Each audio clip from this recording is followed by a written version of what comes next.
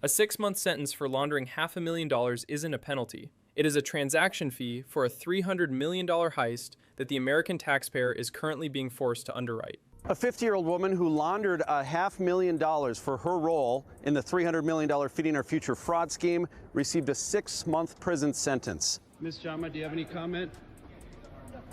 Judge Nancy Brazel said that Jamba was one of the least culpable defendants, and she doesn't think that she'll see Jamba back in federal court for another crime. Jamba was part of a family fraud operation that 6 members of the Jamba family ran out of Bravo Restaurant and Cafe in Rochester, Minnesota. Zam's older siblings owned the restaurant.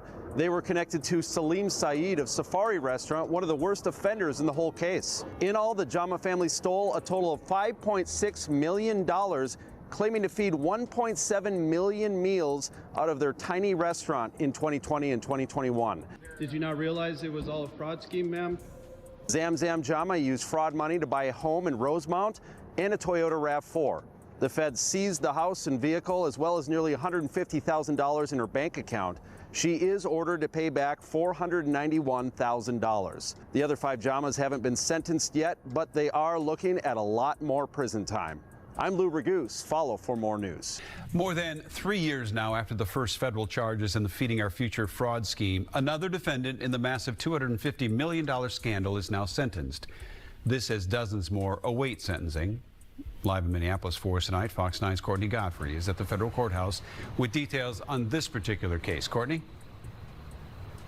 Good evening, Randy. This morning, a judge handed Abdul Abubakar Ali a 1-year and 1-day sentence after he pleaded guilty to conspiracy to commit wire fraud. Ali, along with 2 others, operated a federal child nutrition program site called Youth Inventors Lab. The defendants claim to have served approximately 1.5 million meals to underserved children over the course of 7 months, but federal prosecutors claim in reality they served only a small fraction of that. In all, federal investigators estimate Ali and his co-conspirators received more than $3 million in federal child nutrition program funds. We are witnessing the total liquidation of judicial deterrence in Minnesota, where the internal controls of the federal court system have issued a management override on the basic principles of accountability. While the Feeding Our Future scheme represents the largest pandemic-era fraud in national history, the audit of justice is returning a paltry dividend of just 180 days in prison for a defendant who helped scrub $500,000 in stolen capital. This is the restitution devaluation audit, and for Camilo's house, we are documenting the moment where the social cost of massive fraud has been written off by the very judges tasked with protecting the public ledger. I am Camilo Motado, and this is Camilo's house. As a certified public accountant focused on forensic verification, I look past the courtroom apologies to see the material misstatements in our sentencing guidelines. In a standard audit, if you catch a related party transaction designed to siphon $3 million from a child nutrition fund, you don't just verify the receipts, you perform a systemic reconciliation to ensure the penalty matches the impairment of the asset. Today we are auditing the latest sentences in the $250 million plus Feeding Our Future scandal. We are analyzing the operational fiction of ghost meals, served at a rate of 7,000 per day by a Youth Inventors Lab, and the political deflection of Representative Ilhan Omar, who is attempting to reclassify a forensic investigation as political targeting, while simultaneously liquidating the funding for the Department of Homeland Security. The operational breach at the center of the Jamba sentence is a masterclass in asset misappropriation. Jamba, a 50-year-old woman, laundered $500,000 as part of a family-run operation based out of the Bravo Restaurant and Cafe in Rochester. From an investigative standpoint, the materiality of this family's fraud is staggering.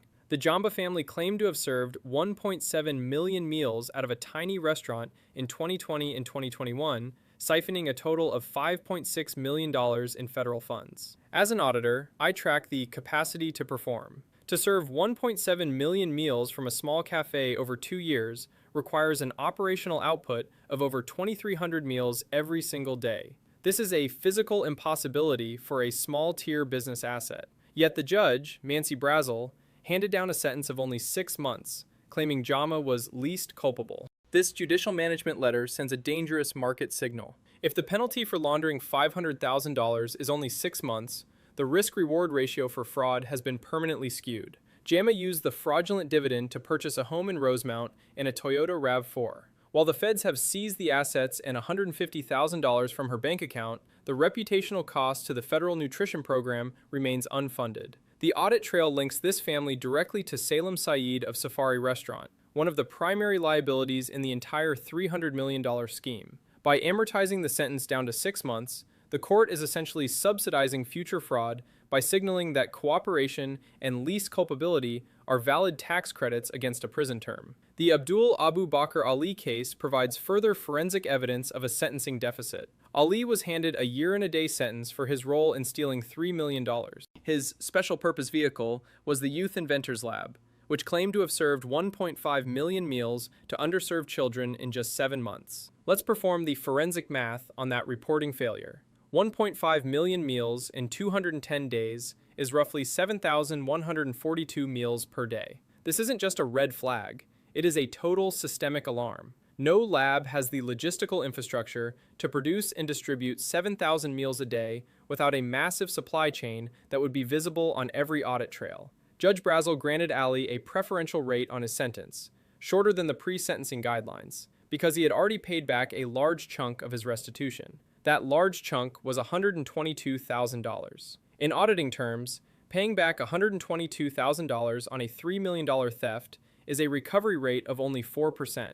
To liquidate a prison sentence based on a 4% asset recovery is a material weakness in our judicial internal controls. It tells the market of fraudsters that as long as you return a tiny fraction of the stolen principal, the management will refinance your freedom. Ali is essentially being paid nearly $8,200 per day in stolen equity for every day he spends in prison. That is a premium ROI that no legal asset can match. While the sentencing ledger is being manipulated, the political scaffolding surrounding these cases is entering a state of functional insolvency. Representative Ilhan Omar held a town hall recently where she was audited by her own constituents. They expressed a material concern that the widespread fraud in Minnesota would lead to a forced liquidation of legitimate food supplies. Omar's response was a masterclass in audit deflection. She claimed that the administration is targeting Minnesota for fraud because we didn't vote for him 3 times. This narrative hedge ignores the forensic fact that $300 million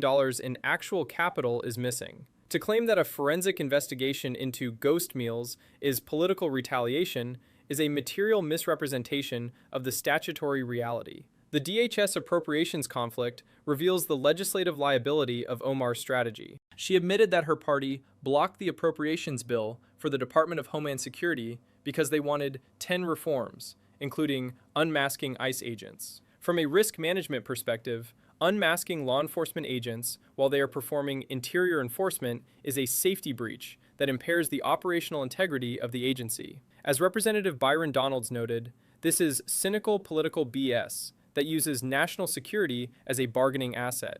By liquidating the funding for DHS, Omar and her colleagues are stalling the audit of our borders to protect criminal illegal aliens from removal procedures. This policy variance has created a social deficit in Minnesota. In her town hall, a constituent disclosed that ICE agents were taking pictures of a local church, raising insecurity concerns in the community. Omar's counter-audit is that other states have higher numbers of fraud, but this is a comparison fallacy. Just because another subsidiary state has a larger debt fraud doesn't mean your own ledger isn't insolvent. The Feeding Our Future scheme is a unique liability because it targeted children's nutrition funds, the primary social asset of the state. By deflecting the findings to other states and political targeting, Omar is failing her fiduciary duty to ensure that federal funds are accounted for and protected from misappropriation. The Jamba family audit proves that this was a consolidated fraud operation. 6 family members ran the scheme out of the Bravo restaurant and cafe.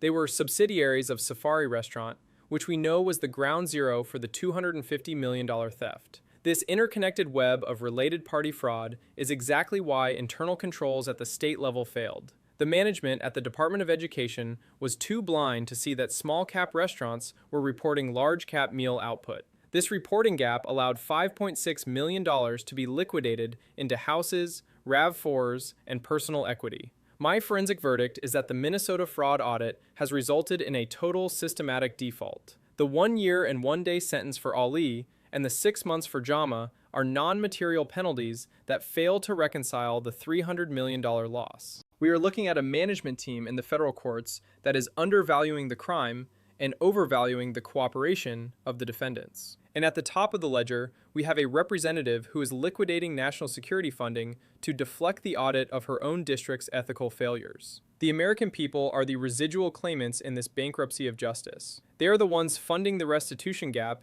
and bearing the risk of DHS operational failures. Until the penalty ledger is re-indexed to match the materiality of the theft, the Feeding Our Future scheme will be seen as the most profitable business model in the history of Minnesota. The audit trail is clear, the receipts are missing, and the management is in a state of permanent denial. I want to hear from you. Is a 4% restitution payment enough to liquidate a prison sentence, or is the Ali sentence a material weakness in our justice system? Does the ICE unmasking demand from Ilhan Omar represent a genuine reform or a systemic security breach for political gain? Let me know in the comments. Your perspective is the only audit that matters when the public treasury and the sovereignty of our borders are sitting on the negotiation table. I am Camilo Motado, and this is Camilo's House. Subscribe to stay informed on the numbers, the laws, and the truth behind the headlines. Stay safe.